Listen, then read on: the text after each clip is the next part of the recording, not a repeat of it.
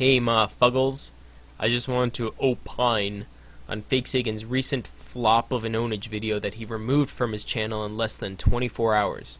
This is the most hilarious example of hypocrisy and general failure that you'll see. For all you kids out there, this is what not to do on YouTube. So Fakey says he hates Coughlin666 and he decided to jump in on the Amazing Atheist drama one more time and grab some attention for himself. But the video he put out was the most pathetic excuse for an ownage video you can imagine. It was boring, stale, rambling, unimaginative bullshit. The insults were lazy and they fell flat, and he had no actual points to make, he had no ammunition, and everybody called him on it. The second video he made to Coughlin wasn't any better, but I'll get to that later. So fakesagan's sitting on camera wearing his SWAT team helmet that he bought at some army surplus store as if he's ready for battle. It just makes him look like a silly little twerp stuck in Fantasyland. So he says that he smells blood in the water. Basically, what Fakey's gonna do is swim up like a toothless shark and gum Coughlin's leg until Coughlin sprays some shark repellent on his face and he swims off to eat some plankton. That's what happened here. Fakey starts talking wrestling metaphors, saying that the Amazing Atheist just gave Coughlin a stone-cold stunner and he's gonna run in and tombstone pile drive him. He says he wants to finish Coughlin and make him leave YouTube.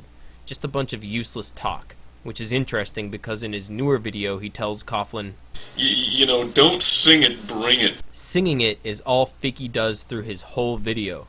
Well, that's not exactly true. He also babbles about his blog TV appearance, about how he deleted the recordings because they weren't up to his high standards of art that he likes to maintain. I guess he thinks art is wearing a cowboy hat and giving his boring videos an orange tint. Oh, he also talks about his hats for a while, as if anyone gives a fuck. So next he brings up the fact that Coughlin put a picture of him in one of his videos and asked, "Who wants to fuck this guy?" And he goes on about how he wanted to defend his sex life. "Well, plenty of women have had sex with me, so empirical evidence obviously disproves your insinuation, blah blah blah." He explains that he couldn't defend his sex life because Coughlin has him blocked. So the resourceful twit that he is, he used his other account and exchanged comments with Coughlin about how many girls have had low enough standards to let him penetrate them. But get this, when he went to check those comments later, oh noes, they had been removed. Sort of like he removed this entire failure of an ownage video. So he says some shit about how he doesn't have to cross the Atlantic to get some pussy. Which is true, because he's gonna marry a hayseed who's famous on YouTube for being a ditzy psychotic skank. Well done, fakesagan, turn a hoe into a housewife. So now he's set the stage with tough talk about pile driving and blood and guts and finishing Coughlin off, stepping on his trachea, running him off of YouTube. So what does all this build-up lead to? He calls Coughlin a pussy some more and says that he's too sensitive to be on the internet making YouTube videos. He explains that he made a poll for his viewers asking if he was a douchebag, and 57% of respondents called him a douchebag. But what's the obvious explanation for this? He says it's that his audience knows he's not a sensitive little pussy. It couldn't possibly be that at least 57% of people who watch him actually think he's a douchebag. Hell no. See how fucking lame this guy is? He just talks nonsense constantly. So then he pulls out the big guns on Coughlin and makes fun of the guy's facial blemish. He compares him to Two-Face from Batman and says he should wear a half mask like the Phantom of the Opera. That's essentially the meat of the whole video. He references a fucking artsy musical to make fun of Coughlin's birthmark or mole or whatever the fuck that thing on his face is. Then Fakey does a phony reaction to his own weak insult, calling it distasteful and saying, "Oh, I went there." It wasn't distasteful, it was limp and impotent. And I wonder if fakesagan considered the fact that the masked analyst, one of his YouTube idols, actually does wear a mask because his face is scarred up. Way to be sensitive to your friends, Chris. So that's the bomb that he drops. Coughlin should be like the Phantom of the Opera. Then Fakey ends his video by repeating that Coughlin is a sensitive, ugly pussy and should get off YouTube. He isn't a shark that smells blood. If anything, he jumped the shark when he screamed about punching Captain Awesome for turning his fiancée into an unwitting internet porn skank. I don't think you can even say he jumped the shark, because that implies he had something going in the first place. He's always been stale and useless. So his video had 3 stars or less when he removed it less than a day later. Who's the sensitive pussy exactly?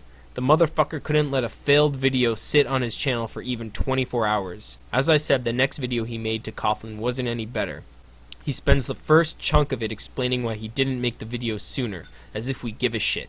Then he spends about 5 minutes supposedly refuting Coughlin's subscriber boast. Except that Coughlin didn't boast about his larger subscriber count. All Coughlin said was that Fake Sagan didn't bother to come after him until his subscriber count was larger, which is true. So Fake Sagan spends 5 minutes explaining that his lower sub count doesn't make him inferior, when Coughlin never said it does. And in the midst of this babbling, he shares this with us. I love Fred. I'm a Fred fan. Even more of a reason to respect the Fake Sagan. So then Fakey puts makeup on his face to make fun of Coughlin's blemish again. He admits that his voice is annoying as fuck, and tries to convince us that chicks dig it. He defends the fact that he called Coughlin a faggot on Blog TV. He compares his own drug abuse to Coughlin's and somehow thinks he comes out on top because he let an ADD drug get the best of him. He ran out and tried to kick a guy while he was down and ended up retreating and then going on the defensive. It's a sad display of epic fail. If Fake Sagan is actually leaving YouTube in a few weeks, it won't be after ridding the internet of Coughlin 666. It'll be after proving that he's not the king of ownage as he likes to claim.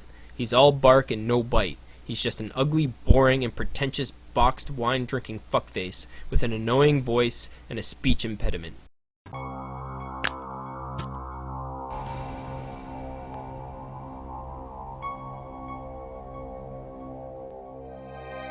Hello ladies and gentlemen.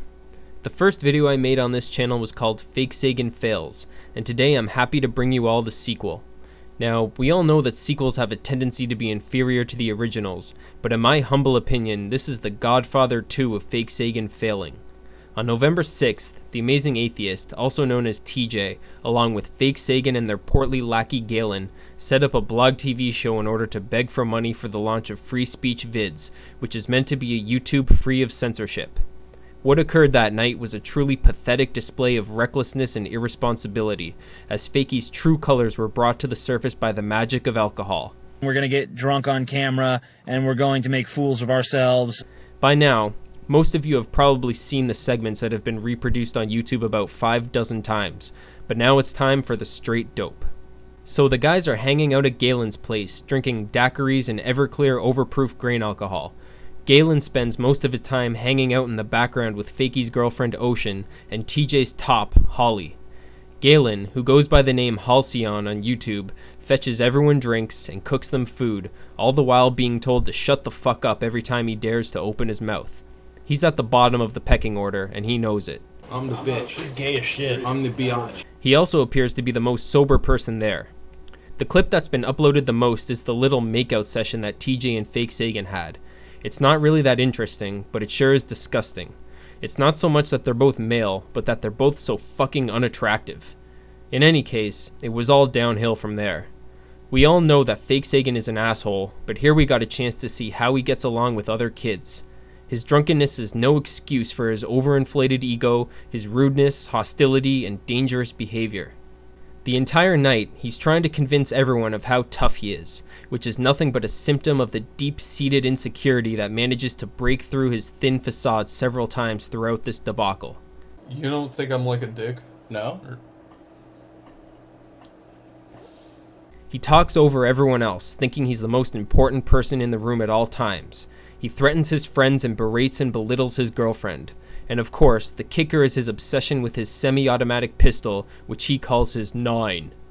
While insisting that he's the only individual there who's trained to use a firearm, he shows everyone that he's completely undeserving of his Second Amendment rights. But we'll get to that part a little later. Through the whole blog TV session, Fakey flip-flops between flexing his pale little Irish nuts and descending into drunken emo moods. After the three guys do shots of Everclear, Fakey unintelligibly tries to assert that he handled it the best. I'm the only one that fucking had... I didn't have to go to the bathroom. I didn't shit. He calls people faggots and pussies. He boasts about how much he drank, and he offers to slice his cheek with a sword and put a cigarette out on his face for donations. The entire time these guys are begging their audience for cash, they're yelling at the individuals who they feel haven't given enough. I wouldn't give these douchebags 1 cent of my hard-earned cash, and these ungrateful fucks are insulting people for not giving them more money, while acknowledging that the members of their audience most likely work shitty minimum wage jobs. You fold your fucking sweaters at the Gap, and you flip burgers at fucking Burger King. They even have the gall to ban a guy from the room for giving them $1 of his own money. If there is, you're about to get banned, nigga. I'm serious. Fuck you for your $1. Fakey gives long, nonsensical sales pitches to the camera, comparing YouTube's dominance in the realm of web video to George Orwell's 1984. He whines about being banned from YouTube, even though he got himself banned intentionally. He tries to mislead people into thinking that free speech vids will be a solution to DMCA claims, though in truth it will have to honor the DMCA just like every other site. And at one point, in a very Brett Keane-esque moment, he starts to tell a sob story about feeling like an outsider growing up, and gets really sensitive when he thinks TJ is scoffing at him. I was born in Richmond, Virginia, right? I was broke as shit. I grew up in Connecticut. Fuck that. This is mine. Go ahead. I'm sorry. Shut up, nigga. Damn. It's all yours. Fuck you. What?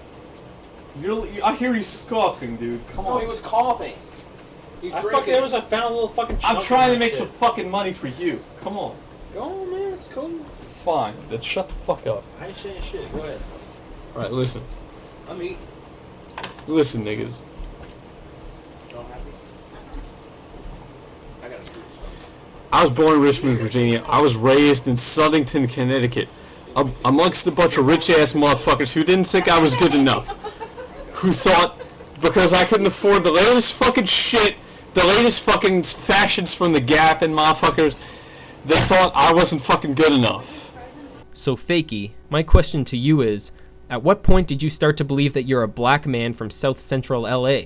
Man, y'all niggas some pussy niggas. Y'all niggas some faggots. Hold on, nigga. I'm fucking drunk, nigga. That's what the fuck's up, nigga. Yo, They got you his number. fucking We should pussy call ass him nigga. up. You're about to get banned, nigga. Nigga, fuck you niggas. If y'all niggas that get mailbox pity, y'all niggas. Yo, word the fuck up. Word the fuck up. Yo, this nigga's fucking talking truth. Y'all niggas ain't even on the same page. You know what I'm saying? Nigga, believe that. Believe that. Nigga. Nigga. My nigga. Fuck y'all niggas. Nigga. What's up, nigga? Niggas. What's up, niggas? Fuck you, niggas. Fuck you, nigga. Fuck y'all, niggas. Nigga. Nigga. Fuck them niggas. Nigga. Yo, nigga. Niggas. Y'all niggas are pussy niggas. Nigga. It's not long before Fakey requests his 9, which Ocean had been carrying while on a walk with Holly. Did you put one in the chamber? Why me? I didn't have to use it. There is one in the fucking chamber. I didn't do anything. I just had it in my pocketbook. That's the way you gave it to me. Alright, fuck it. Here. Don't point that shit at me. No, I'm good. Drug men with guns, right? I'm good. Drunkards with guns is not good. So he has his girlfriend walking around with a loaded and cocked gun in her pocket without even knowing it. Brilliant. He starts to wave his loaded gun around like a kid with a toy, talking about his ammunition and saying he'll fuck people up. Naturally, his friends get progressively more nervous about this drunken armed moron who has something to prove. I will knock this shit. Case, man. Stop that shit. Give me that. No, mine, Give me that nigga. shit. Mine, nigga. Hey, it's Mine. popped and it's pointed at me. Mine. Fucking blow your girlfriend's head off, dog. Now listen guys, I have a real problem with e-begging, but people are always saying, hey, you don't have to donate anything, you know, no one's holding a gun to your head. Although that's still true, fakesagan has now done the closest thing to it. Donate $150 right fucking now, or you will watch me die. Threatening to take your own life to get PayPal donations? Congratulations, Fakey, that's a new low for e-begging. His buddies get so concerned about his dangerous behavior that TJ decides to hide his gun. When Fakey discovers this, he demands they return it to him and makes a vague threat towards TJ, who sounds frightened by the aggression. Where's my gun, nigga? I hid that shit because fucking Holly was scared. Holy shit.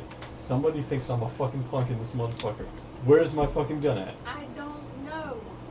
Back behind the I barrel can't there. see right here. Behind the barrel? Fuck, if I knew, I would have it in my hand. You know what's gonna happen if I find out you're lying? It's behind the barrel. Here's no trick. Are you telling the truth? Yes. Luckily for everyone else, Fake holsters his gun after that, but it's only a matter of time before his knife comes out. He returns from the bathroom where he was probably puking and has a folding knife in his hand. Once again, he's ranting about how he'll slice his face for the right amount of money, and once again TJ tries in vain to disarm him. And then Fakey decides to do yet another thing that Captain Awesome did before him, and cut himself on camera. He slices the back of his hand, and as the blood flows from his body, his energy steadily wanes. The gash is much bigger than he intended it to be. He cut himself more than he wanted to, I think. Yeah, I wasn't really expecting that. And now everyone around him has to deal with this self-inflicted wound. As they discuss calling an ambulance, he gets paler and paler and nearly passes out. It's not over here. I hear it more over there.